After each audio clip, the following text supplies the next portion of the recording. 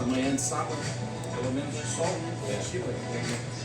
Ultimamente tem feito mais sol do que calor, do que chuva, né? Pra gente que mexe com obra é terrível.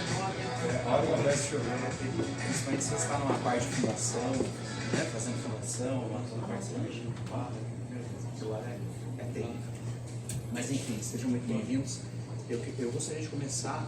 Às vezes você cria uma O seu microfone, vocês estão me ouvindo bem? microfone desligado. Maravilha. Eu vou andando aqui para não ficar muito no alto aqui, porque vocês estão meio pertinho, né? Mas eu queria começar contando uma história. E essa história aconteceu comigo, 20 anos atrás, mais ou menos, numa cidade no norte do Paraná, onde eu estava procurando um terreno. Era meu primeiro terreno, né, que eu estava procurando. E naquele dia, assim, eu fui até o terreno, né, e desci do carro, não precisa.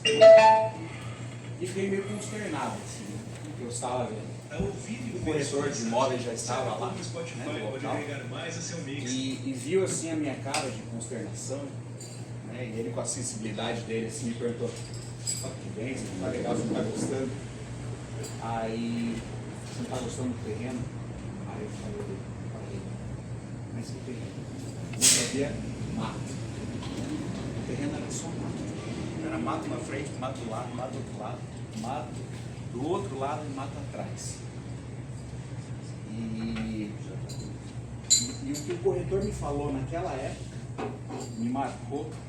Eu fui entender tempos depois, né? Ele me falou assim: "Você não está olhando um terreno, você está olhando uma construção de patrimônio e uma construção de futuro."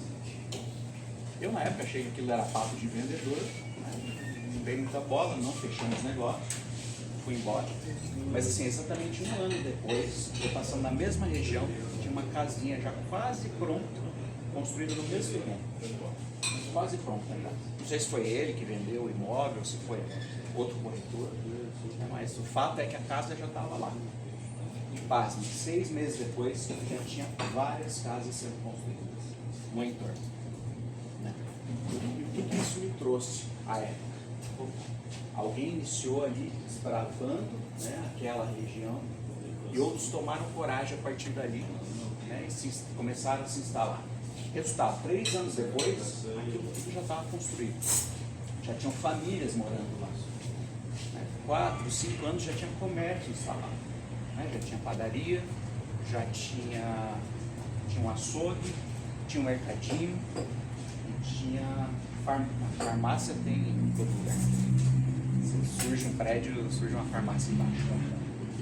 Mas enfim, anos depois, aquela frase dele: "Você não está vendo você está vendo uma construção de patrimônio, uma construção de futuro", me fez muito sentido. Ok. Quando a Carla imaginou este evento, né, a gente pensou assim, em trazer essa experiência completa, né, para o cliente, o investidor, para ele entender desde o começo, desde a compra do terreno, todo o potencial de negócio que aquele terreno pode gerar. Não somente pensando em investimento, mas também pensando na moradia dele, né? Muitas vezes, quando alguém compra um terreno, ele compra ou para investir ou para construir para morar. Investir seja o terreno valorizando ao longo do tempo ou, né, valorizando com uma construção em si. Então, quando a gente pensou, né, este evento foi justamente de abranger todo esse percurso, toda essa jornada que envolve essa construção de patrimônio. Bom, meu nome é Abraham Bergman, eu sou incorporador imobiliário, especialista em desenvolvimento de produtos imobiliários, atuo no mercado e já construí cerca de 200 mil metros quadrados no estado como um todo e com investimento aí na casa dos 240 milhões. Sejam muito bem-vindos. Bom, o evento vai ser em formato de talk show, onde a gente preparou algumas perguntas que recebemos ao longo do percurso, né? E a gente vai conversando, vocês fiquem à vontade para interromper ou perguntar, enfim. A gente ia usar o microfone, mas como estamos, né, de pouquinhos aqui, dá para ir no gogolo. Está ouvindo bem aí? Microfone?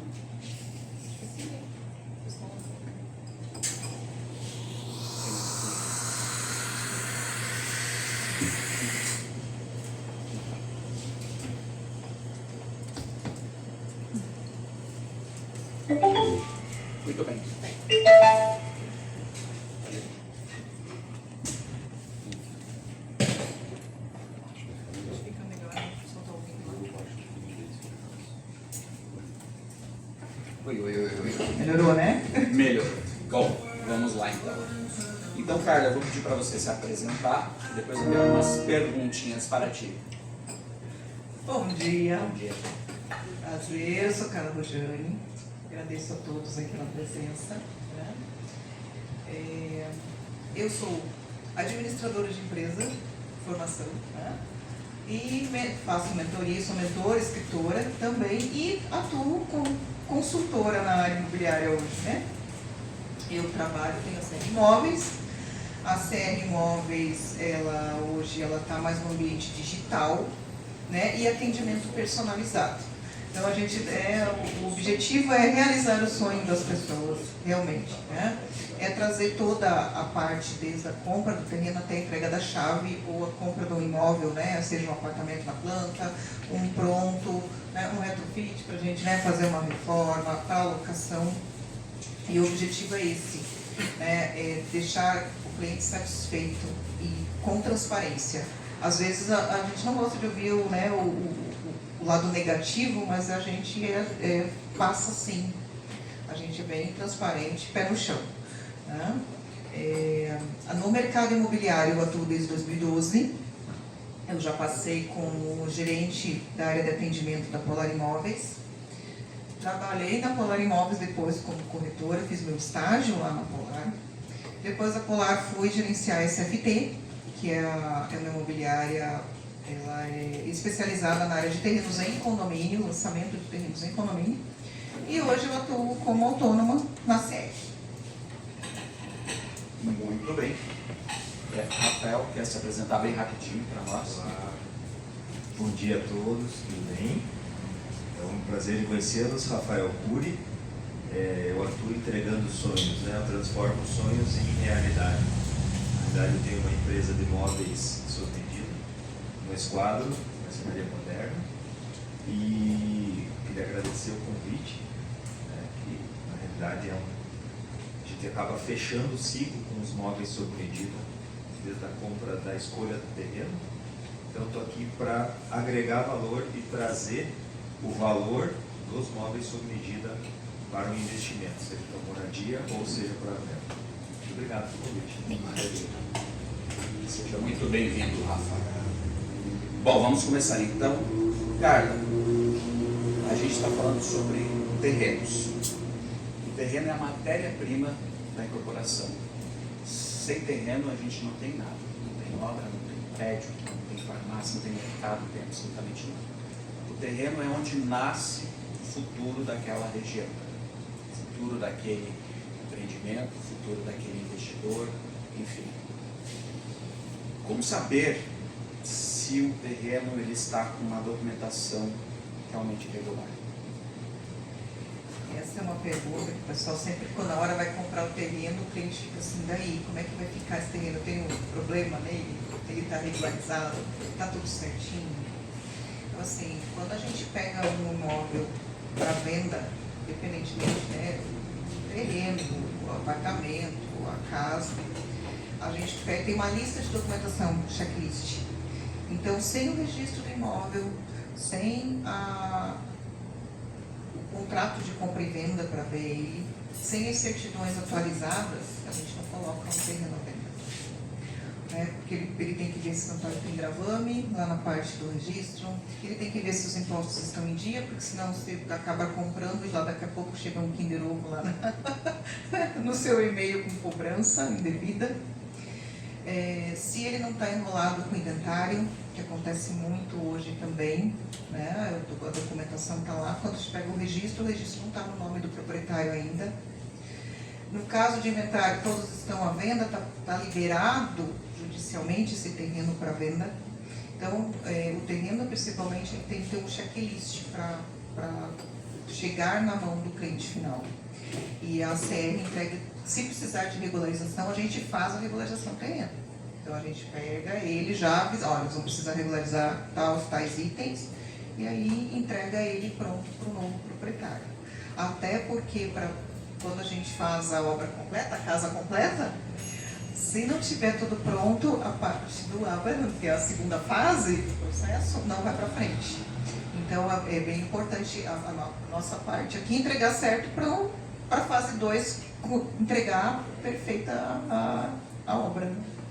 Perfeito, perfeito. Só complementando, assim, quando a gente vai construir, por exemplo, um edifício, né, que você precisa fazer um registro de incorporação antes dessa construção, qualquer probleminha com o terreno, o cartório não libera esse registro de incorporação, ou seja, você não consegue vender as suas unidades, né, sem ter esse registro. Então, fica tudo parado, né? Então ali você tem recurso de investidor aplicado, né? Você tem serviços que você já está pagando, você acaba ficando travado, não consegue se movimentar.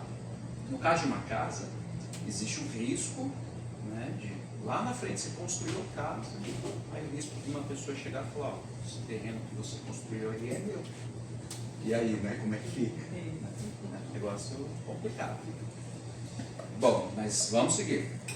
Cara, a gente, né, vê terrenos em condomínio sendo comercializados e em terrenos na rua, né?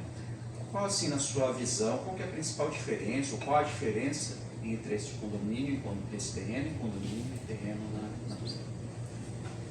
Essa diferença primeira, né, pergunta que eu faço é qual o objetivo da compra do terreno. Porque os dois são um bom negócio, mas vai depender para que eu quero esse terreno, né? Geralmente, quando se compra para investir, um terreno se compra geralmente em condomínio na planta, né? Para investidor, geralmente é isso, eu vou comprar um terreno em condomínio na planta. Não, eu quero morar. Com moradia, a gente faz aí a parte terapêutica junto, né? Na parte da consultoria. O que você busca na tua casa? Você quer segurança? Você quer comodidade? Você quer abrir quer só moral, quer fazer uma parte comercial junto? Como é que fica? E aí a gente vai identificando para ti qual que seria a melhor opção. Por exemplo, terreno em condomínio, geralmente já tem um padrão construtivo, vai ter que ser tudo meio parecido, a metragem geralmente do terreno é um pouco menor, tem terreno a partir de 200 metros quadrados em condomínio, dependendo da construção é geminado, então tu vai ficar um no ladinho do outro, né? Você não vai ter vizinho no apartamento em cima e embaixo, não vai ter nos lados. Então terreno em condomínio tem algumas situações. E a parte de rua, aí entra muita segurança. Quem quer segurança, gente, na rua vai ter que investir em segurança. E o custo, às vezes, de um terreno na rua é um pouco maior que um condomínio, porque você não vai estar dividindo imposto, por exemplo, né? O IPTU é teu. Não tem ninguém para dividir IPTU no terreno de rua. E vai muito do projeto que você quer fazer. Porque, às vezes, não, eu quero fazer uma parte comercial para me locar embaixo, quero morar em cima, já num terreno de condomínio, isso já você não vai conseguir fazer. É muito raro um condomínio que vai liberar isso para uma construção. E o tamanho do teu imóvel, né? O que você quer, qual que é a casa dos sonhos? Daí é que entra a parte de novo, né? Nossa fase 2, já chamou lá para arranjar para o começo da conversa, né? Daí a gente vê o projeto, qual o tamanho do terreno para dar para aquele projeto. Porque terrenos de rua, geralmente, hoje em dia, eles são bem maiores, né? Você pega terreno de rua aí de 700, ainda temos alguns perdidos em Curitiba com 700, 800 metros. E um terreno de 300 metros dá para construir? Dá, se for bem projetado. Mas aí entra toda a parte, né? A parte primeira lá, a documentação vai liberar, fazer toda essa obra. Então é isso. Maravilha. Carla, pensando em valorização do terreno, seja em condomínio ou na rua, assim, o que mais valoriza um terreno? Assim, vamos pensar num cenário de 5 anos, por exemplo. O que mais valoriza um terreno no cenário de 5 anos? Hoje a valorização do terreno, ele vai muito... A localização ainda continua sendo a principal valorização do terreno hoje, né? O local que está esse terreno. Ah, não, eu estou com um investimento, no investimento eu não posso investir na Zona Nobre hoje, comprar terreno na Zona Nobre. Como que eu vou ver a valorização dele em 5 anos? Aí é na redondeza. Qual o potencial de crescimento? A história que o Abraão contou aqui da casinha. Né? O que tem nessa região? Como que está essa região? Como está esse terreno? Né? Porque aqui em Curitiba tem muito rio por baixo da terra aqui. Esse terreno é lindo, maravilhoso, mas aqui é uma região que pode dar uma enchente, por exemplo. Vai valorizar esse terreno para vender depois, talvez tu fique anos para vender. né? Mesmo estando numa região nobre. Eu tenho um exemplo prático lá, o meu vizinho lá está com o terreno, acho que tem 6 anos para vender. O rio passa. Tem um rio canalizado que passa no terreno dele. Dependendo do que for construir, a gente não consegue liberar o projeto dele. Então, toda essa parte aí, da parte do estudo, né, entra aí na valorização. Quer complementar? Não, isso que você falou é muito importante, porque assim, às vezes a gente enxerga ou acha que é uma oportunidade, né, de negócio, que é um terreno um valor mais em conta, mas quando vai realmente analisar, né, ele a fundo e ver os critérios ali para a construção, se descobre que tem um rio canalizado passando atrás do terreno, embaixo do terreno. Acho que já aconteceu uma dessa conosco, né? Já aconteceu com uma torre agora, né? Da Copel, né? Agora, com uma torre da Estudo com uma torre da Copel do lado. Isso muda toda a configuração do projeto. E muda também a valorização daquele imóvel. Às vezes, aquilo que você queria fazer ali, você não consegue. Né? Então, acaba não valendo a pena. Tem uma pergunta aqui que é bem interessante, que é bem polêmica também. Terreno de esquina. É melhor investimento, sim ou não? Como é que assim? Depende. O terreno de esquina depende. Porque o terreno de esquina ele te dá mais visibilidade. Quem vai fazer comercial, com certeza, sim, né? Não tem nem o que discutir. Ele vai te dar visibilidade, você vai estar com 2 ruas. Né? Mas em compensação também, para a liberação, o recuo é maior. O IPTU pode sair um pouquinho mais caro por estar de esquina. Tudo que vai mexer com prefeitura das 2 ruas, então se você pensa que vai pagar do terreno, vai pagar da rua A, da rua B. Né? Então vai depender muito do qual é o objetivo da compra desse terreno. Eu falo assim, né, como construtor, do terreno de esquina, a obra para o terreno de esquina é sempre mais cara. Porque você tem 2 fachadas, né? Você tem 2 acabamentos que você tem que colocar acabamento nobre ali. Então você tem 2 fachadas. Né? Então o custo disso é maior. Né? Aí você tem que agregar esse custo ao valor de venda, enfim. Né? Também é uma casa que custa mais. Mas parte de recurso também é bem importante. Então, eu diria que depende muito, né? Depende muito do projeto, do que você quer fazer. Assim. Maravilha. E você falou em tamanho de terrenos, assim, qual seria o tamanho ideal para construir uma casa que sim seja confortável? Hoje, com os projetos, né, os nossos arquitetos hoje que são bem criativos, terreno 300 metros, tu constrói uma casa bem confortável aí para uma família de 4, 5 pessoas, tranquilamente. Tá? Então, novamente, até o tamanho do terreno também vai depender do objetivo, né? Hoje a tendência é casas menores, né? Vamos combinar que ficar limpando casa, toda aquela... Né, ficar toda essa parte que tem casa. A manutenção da casa, porque quando a gente fala em casa, não é só a limpeza interna, tem a limpeza externa, tem a parte da jardim, quando se tem jardim. Né? Quando a gente combinou da parte da esquina, tem toda a parte de pavimentação, faz parte da casa também, a parte externa de pavimentação é responsabilidade do proprietário. Então, tudo isso tem que ser colocado em conta. Né? Então, um tamanho de 300 metros quadrados hoje, que faz uma casa bem confortável e tu dá conta sozinho, tranquilamente. Às vezes, sem precisar de um serviço de um terceiro. Queria fazer um complemento importante de uma coisa que aconteceu ao longo dos anos, né? Principalmente com a pandemia. Então a gente vinha num processo de casa e dentro trazendo para a parte funcional de dentro, né? Mobiliário e tudo mais. Com a pandemia, o pessoal começou a enxergar mais para dentro de casa. Né? Começou a trabalhar mais com home office, com mudanças funcionais para que agregasse valor dentro do apartamento. E pós-pandemia, isso mudou no sentido das pessoas irem para fora, porém a percepção de funcionalidade interna, ser uma casa funcional, se mantém até hoje. Então essas mudanças que ocorrem, né, durante as mudanças de vida que a gente tem são super perceptíveis e trazem esse valor. Legal. É interessante que o mobiliário, né, ele ajuda muito nesse contexto. Né, ele ajuda muito nesse contexto. Cara, é melhor comprar terreno primeiro ou pensar no projeto primeiro? Os dois. Os dois. Porque assim, gente, qual é o seu... A primeira pergunta que eu faço é qual é o seu sonho? Coloca a casa, como que você vê a casa que você quer construir? Principalmente quando é construir, né? Vamos falar de construção, né? Como que você quer construir essa casa?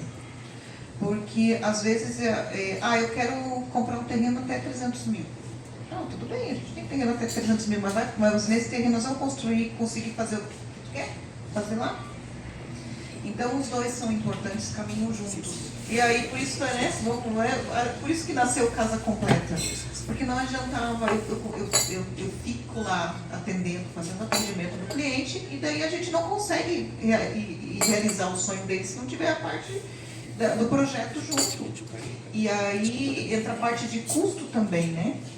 Qual que é o valor que se tem disponível para realizar esse sonho hoje? Então eles caminham juntos, no meu ver. Não tem como separar algo do outro. Né? Diferente quando é terreno para investir, que você vai comprar lá, vai deixar lá, e terreno para investir, daí a gente entra, é outra análise que a gente faz junto ao cliente, né? Mas para construir, com certeza, isso vai. Quando a gente pensa em investimento imobiliário, quando a gente pensa em desenvolvimento de produto, a gente geralmente desenvolve o produto antes, né, com base em estudo de mercado, com base em demanda de região. A gente desenvolve o produto ideal para aquela região. A partir daí, a gente vai buscar o terreno, caiba aquele produto. Então, quando a gente pensa em investimento, a gente pensa no produto primeiro. De trás para frente daí, né? Então, por isso que a primeira pergunta é sempre essencial, né? Qual é o objetivo da compra desse terreno? Justamente. Ótimo. Vamos seguir.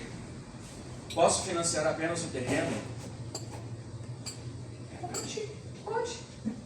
Pode. Hoje a gente tem alguns créditos disponíveis aí para financiar só o terreno.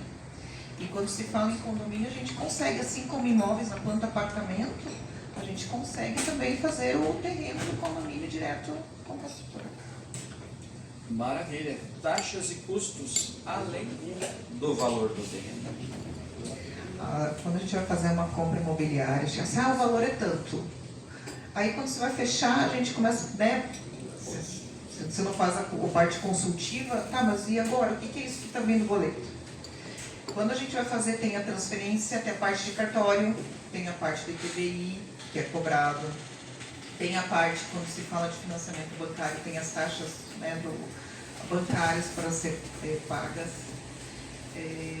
Certidões que entram no despesa do cartório, entra a certidão, entra o registro novo, a transferência, e aí todos esses custos, dependendo, o imóvel pode chegar a 5, às vezes 6, 7% do valor do imóvel de custas em posse. Então é bem importante quando a gente vai fazer a parte consultiva, já deixar claro, né, que você vai ter esses custos depois também. E esses custos a gente não consegue muitas vezes financiar. Esse é na vista lá, no caixa do cartório. Maravilha. Deixa eu voltar um ponto aqui, que a gente estava falando em potencial de valorização, né? Vamos olhar para condomínio. Como saber se o condomínio tem potencial de valorização? O condomínio, a gente tem que olhar geralmente o que tem no entorno dele. Porque hoje em dia tem muita área rural que está ganhando condomínio, mas ele não tem nada na volta ainda. Vai valorizar? Volta lá para a história da casinha do Abra. Né? Vamos ver como que está a volta, o entorno. A gente tem que estar ligado ali na parte econômica do país também, como é que está aquela região economicamente. Vai crescer? Vai te dar algo mais? E aí a gente vê muito as construtoras também, como estão no mercado, né? Porque hoje até a parte corporal, hoje está mais fácil, realmente, né? O proprietário, se ele quiser, ele vai atrás, e ele mesmo faz a incorporação, mas ele vai conseguir manter depois? Porque não é só pegar um registro, chamar um topógrafo e dividir o terreno em lote e vender, né? Tem toda a parte estrutural aí por trás. Isso demora, né, para entregar a média de 3 anos hoje. E como é que vai ser? Ele tem o capital, né, para manter a obra, porque quando a gente fala em condomínio, você imagina assim, em vez de construir ele No vertical, você vai construir no horizontal, tem que fazer área comum, tem que fazer as demarcações, tem que fazer todo, entregar tudo documentado para o proprietário. Então tem que realmente ver quem é essa pessoa que está me vendendo esse terreno. Também. Maravilha. Com a sua experiência, assim, nesses 20 e tantos anos, não vou falar quantos,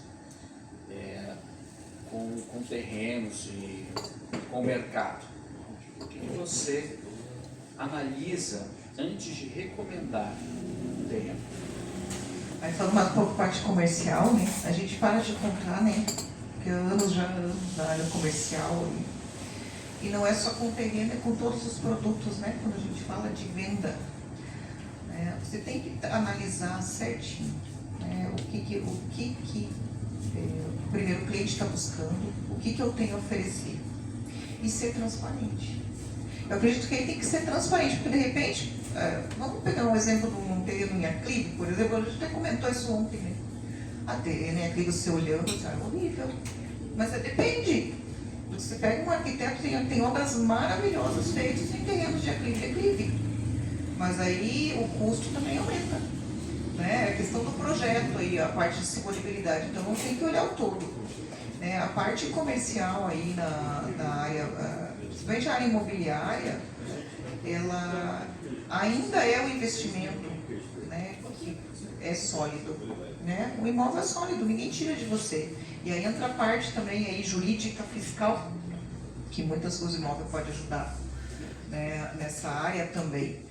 Então, ele tem que ser analisado todo, desde lá do início, desde o primeiro início, até o objetivo, né? E todos os que estão envolvidos no processo, os dois lados, né? Para que todos se sintam seguros. Aí eu acho que a área comercial, hoje em dia, a gente vê que o humano está saindo um pouquinho, né? Está saindo um pouquinho do humano e entrando aí a IA no atendimento, mas eu acredito que é isso, né? Vamos sentar conversar, né? O Legacy foi feito para isso, né, Mauri? Vamos lá no Legacy conversar, tomar um café e descobrir o que precisa, né? Porque você tem que conhecer o outro lado. Porque da parte de parceiro, de vendedor de produto, a gente já conhece como gestor imobiliário. E o outro lado, né? O que está buscando? Respondi sua pergunta? Sim, respondida.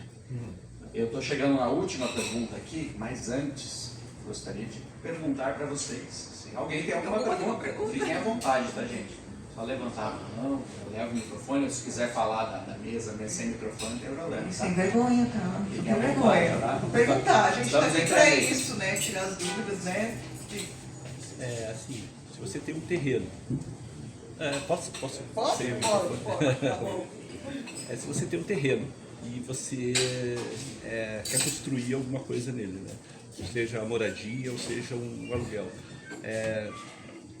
e você paga o aluguel, aí você fica pensando, né? Será que eu invisto nesse terreno para morar nele ou será que um aluguel, de repente, investir em comercial ou aluguel mesmo, né? Para a pessoa morar mesmo, para as pessoas morarem, o que será que compensa mais hoje? Como que está o mercado hoje, assim, para o aluguel de residência ou o aluguel comercial mesmo, né? E esse é o aluguel comercial, até pensando assim a longo prazo, para você expandir esse comercial, às vezes vai começar com poucas portas e aumentando isso. Como que está isso hoje em dia? A parte de aluguel, ela hoje tem muita demanda, tá? Porque para venda tem muita oferta para venda. Venda tem muita, de coração mesmo, né? A gente está com muita oferta na venda. E o aluguel está escasso. Então, quando você coloca um imóvel para alugar, hoje a média do mercado está 60 dias para você alugar um imóvel. E aí, quando você fala de comercial, tu vai fazer o estudo de mercado da região. Como está a região? Por exemplo, o centro da cidade. O centro da cidade, 20 anos atrás, era o auge, hoje não é mais. Hoje o comércio está indo para o bairro. As pessoas querem tudo na volta, querem conveniência. Então, esse estudo tem que ser feito. Daí tem que ser feita a análise do teu projeto. Não, quero fazer, faz feita a análise. E aí a gente faz junto o estudo econômico para ele. ajudar na sua resposta dentro da percepção nossa, dos nossos clientes, tá? De marcenaria. Muitos clientes hoje fazem investimento em estúdios, para investimento, e esse retorno eles acabam vivendo de aluguel. Então eles têm investimentos, onde o retorno do investimento eles conseguem estar alocando na casa. Não tem um financiamento da casa própria, mas aí eles têm os investimentos e escolhem onde querem morar de aluguel. Dali 2 anos eles querem mudar, eles não estão fixos num local Presos, só. né? E no caso, assim, no seu caso específico, teria que fazer conta mesmo, sabe? O que valeria mais a pena, né, em termos de pagamentos? Eu estou pagando o investimento, mas estou pagando o aluguel, mas o retorno desse investimento se paga e paga o meu aluguel, ou parte do meu aluguel, né? Ou seja, você está construindo patrimônio assim. Ou se realmente não quero investir nisso, porque ele não se paga, né, e estou gastando com aluguel, estou pagando o imóvel de outra pessoa, né, sendo que eu poderia estar construindo o meu próprio imóvel, morando nele, e ao longo do tempo ele se pagando, né? É uma conta, né? Não tem certo ou errado, mas tem que fazer essa conta mesmo e verificar. Potencial, né? Da região, tudo. Isso. Porque às vezes um investimento que você faça, que custa caro num primeiro momento, né, ele tem um potencial de valorização da região, e daqui 3, 4, 5 anos, foi um investimento legal. Né? Foi uma decisão que você tomou lá atrás que foi legal. Vai se bancar e ainda vai bancar o seu estilo de vida, por exemplo. Né? E tem investimentos que não, que eles se perduram, eles têm uma curva mais devagar assim, para ter um retorno. Né? Então realmente tem que fazer a conta. Posso completar? Em questão de investimento também tem que pensar o seguinte, que o mercado imobiliário, eu estou sempre passando assim, já viram a bolsa de valores, né? É um altos e baixos, então tem fases mesmo na imobiliária que fica estagnado às vezes o valor. Mas daí passou essa onda, daqui a pouco está lá em cima de novo. Então ele é um investimento a médio e longo prazo também, né? Não é só pegar agora para ter rentabilidade já. Às vezes agora está no negativo, peraí, mas eu estou no negativo agora, mas daqui a pouco já vai para o positivo. Por isso que é importante a análise da econômica, né? Da região e do negócio que tu quer montar, que quer construir ali. Eu tenho uma pergunta sobre isso, curiosidade, na verdade, a questão dessa potencialização, desse potencial construtivo, desenvolvimento. De onde que vocês conseguem essas informações? De onde que vem essa informação? Existem instituições que estudam o mercado, né, estudam a valorização a partir dos negócios feitos naquele mercado, e a partir daí tem fórmulas econômicas que, né, tem as suas variáveis ali que determinam no resultado uma tendência de crescimento. Mas quando a gente olha diretamente, vamos falar esse papel não está. Vamos falar no bairro que mais valorizou em imóveis hoje em Curitiba nos últimos 12 meses. Que é um estudo da Brain, que é uma empresa especializada em estudo de mercado imobiliário, que é o bairro AU. Então, o AU foi o bairro nos últimos 12 meses que mais teve valorização. Até mais do que o próprio Batel. O Batel ficou em terceiro lugar, em segundo lugar, se eu não me engano, foi o Cabral.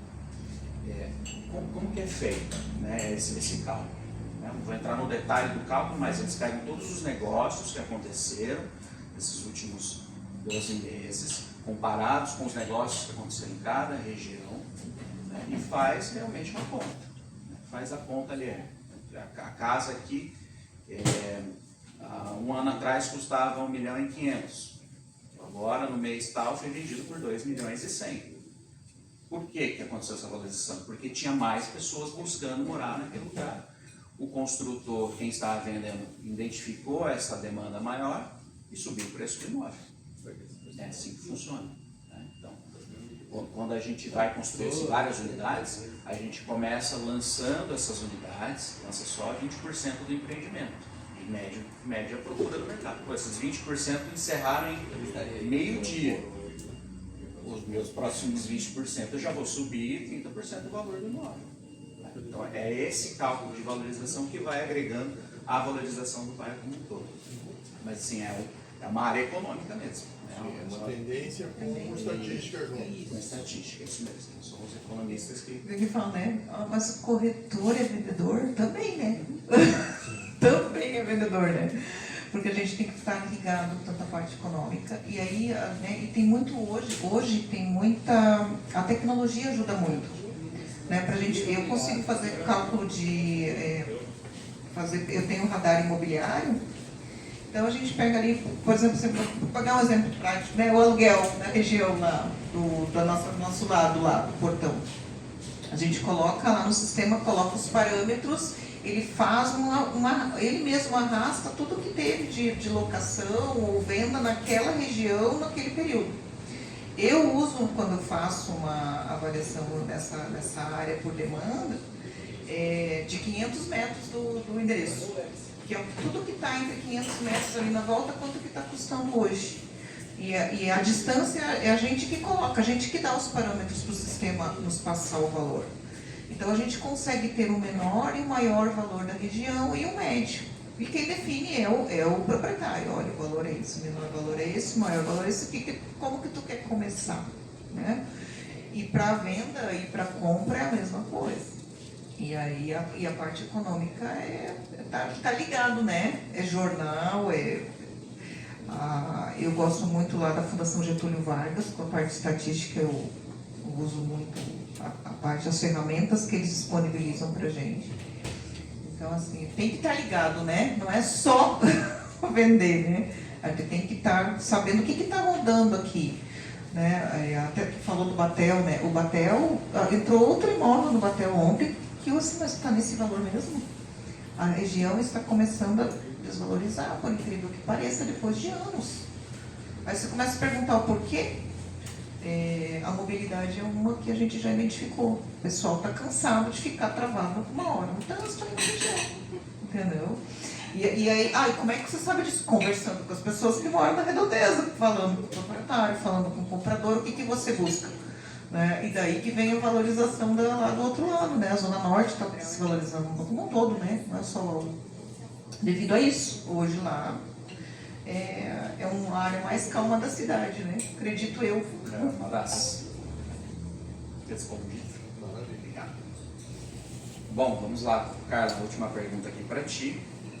A pergunta forte. Qual terreno você nunca compraria? Mesmo barato. Mesmo barato. Eu vou usar um termo que o pessoal que me conhece já há mais tempo, já você é terreno bichado. Terreno bichado. É assim, gente, quando está com um problema de regularização do imóvel, você olha ele lá, a região, né? Você dá uma olhada. Cara, esse terreno está barato, mas o que eu vou conseguir construir aqui, por exemplo? Se dá para moradia, né? Vamos falar na parte de investimento, né? O que eu vou fazer aqui?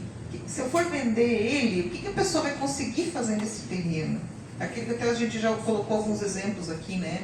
Tem rio que passa aqui, tá tudo certo? Como é que está a vizinhança na volta? Isso aqui pode crescer? Vamos pegar aqui as áreas mais de vila da cidade, né? Isso aqui vai ser melhorado, essa região aqui? Tem potencial de melhoria? Gente, se não tem, eu fujo. Daí a gente foge. Você também foge? Acredito que essa parte legal, ela é fundamental, né? Isso daí não tem jeito. Teve um caso comigo recente, era um terreno no portão, o valor ok, bacana, sim, mas a hora que a gente levantou a documentação, era um inventário, tinha, pasme, 20 inventariantes, 20 herdeiros. A gente vai pegar um terreno com 20 herdeiros, só com documentação jurídica eu vou gastar uma fortuna, né? E o jurídico recomendou, falou, legal, dá para fazer? Dá para fazer, mas existe tal risco, tal risco, tal risco. Eu aconselho não seguir. Tem outras opções. Eu ser transparente, né? Às vezes até para pegar um terreno para venda, a gente diz não também, tá? Né? A gente também diz não. Mas por que tu tá me dizendo não, né? Cara, mas você não vai vender meu terreno? Gente, tu quer deixar na carteira, a gente pode colocar, mas devido a isso, a probabilidade de venda é pequena. Aí essa transparência a gente tem que ter como profissional, né? E aí, às vezes, questões técnicas mesmo do terreno, né? Por exemplo, você comentou até, uma região que tem perigo de alagamento. Teve um histórico de alagamento há 10 anos atrás. Ok, 10 anos atrás, mas teve. Né? Então, isso acende um alerta ali, né? Vou dar um exemplo prático, tá? Eu estou com uma propriedade à venda em Morretes. A propriedade é maravilhosa, o preço está super dentro. Daí a gente começou a pesquisar, mas o que está acontecendo aqui? Gente, quando chove lá, a água do morro só vem. E trazendo tudo, quando a água chover muito forte, traz tudo que está na volta. E aí, como é que fica? Qual que é a probabilidade da pessoa que comprar lá não sofrer isso novamente como teve alguns anos atrás? Porque fica tudo abaixo. Então, é algo que a gente tem que ser transparente com o cliente, né? Olha, tudo bem, mas o valor, neste valor, mesmo estando justo, a probabilidade de venda é menor. Né? E isso é a parte nossa mesmo, né? A parte técnica daí, consultiva e da real para o cliente. Né? Isso vai também da necessidade dele em termos, estou comprando para construir, para vender. Aí, né, tem algumas questões que a gente consegue ultrapassar assim, e resolver. Essa questão ambiental que você mencionou, principalmente lá em Curitiba e região, é importantíssima. Né? Então, você tem uma araucária dentro, você tem uma limitação real de construção naquele terreno, por conta daquela araucária. Você tem que deixar 5 metros de raio, né, do tronco dela, você não pode construir nada em volta. Você tem o risco da árvore cair no imóvel. Eu fui avaliar um terreno um tempo atrás, que era o cara estava no meio do terreno. Não é para fazer bem? Pode fazer. Faz uma volta, faz uma casa na árvore, alguma coisa assim, dá para fazer, os arquitetos montam. Né? E o Rafael arruma móveis para deixar ele na mão. Mas a questão é essa, né? Vai pagar multa? Vai pagar multa para tirar a árvore, para construir? É bem complicado. Não tem nem como tirar a árvore, né? Não tem nem como. Seria um terreno que eu compraria para eu construir, para eu morar? Sim. Eu gosto de ter uma árvore assim. Eu gosto da casa na árvore, viu? Tem que gostar tudo, né? Mas eu não faria um para vender. Entendeu? Eu não faria. Seria limite isso. Dúvidas, perguntas? Algumas? Próximo? Vamos pegar uma árvore agora para estudar? Você continua com Maravilha. Agora a gente vai para o segundo bloco, que é a área da construção. Muito bem. Antes de falar da construção e trazer a pergunta, eu queria só salientar que eu sou investidor, né? Sou investidor de incorporação e tenho outros investimentos, e eu vi na incorporação algumas facilidades e melhores retornos, né? Vou dar um exemplo aqui, né?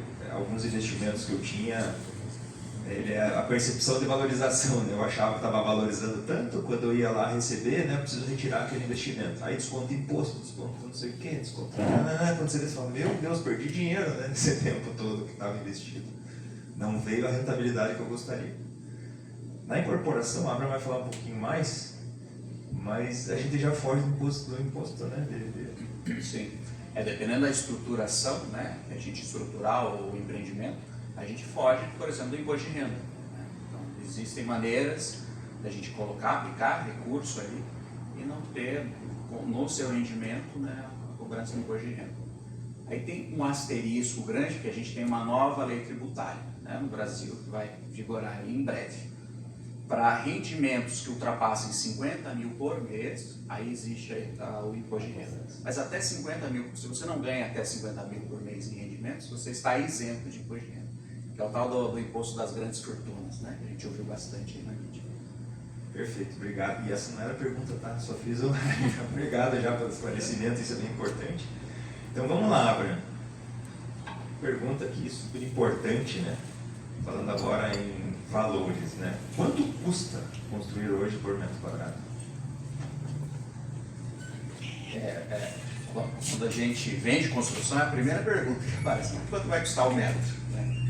E é a pergunta mais difícil de responder, porque depende de muitos fatores, desde o terreno até o tipo de construção que a gente vai realizar naquela obra. Então, a resposta é, depende muito, muito, mas muito mesmo. Existe hoje um balizador para que vocês tenham uma referência de mercado, que é um indicador do Sinduscom Paraná, que se chama CUB, que é Custo Unitário Básico da Construção Civil. Então, esse indicador, ele assim, é um balizador, né, para a gente utilizar esse valor como unidade medida para fazer um cálculo de viabilidade, um cálculo de construção, um cálculo de custo. Né? Então, esse valor é um valor referência. Né? Aí ele é dividido em padrão baixo. O que é o baixo padrão? São casas, Minha Casa Minha Vida, casas mais simples, assim, né? Ele tem lá os critérios. A casa já tem até tantos metros quadrados, construído com alvenaria, telhado não sei o quê, porcelanato não sei o quê. Aí tem o padrão médio. O padrão médio, né, casas até 80, não sei quantos metros quadrados, pintura não sei o quê, telhado não sei o quê, e daí padrão alto. Né? Então são esses 3 padrões que a norma, né, definiu dessa forma. E daí tem um valor específico para cada um desses padrões.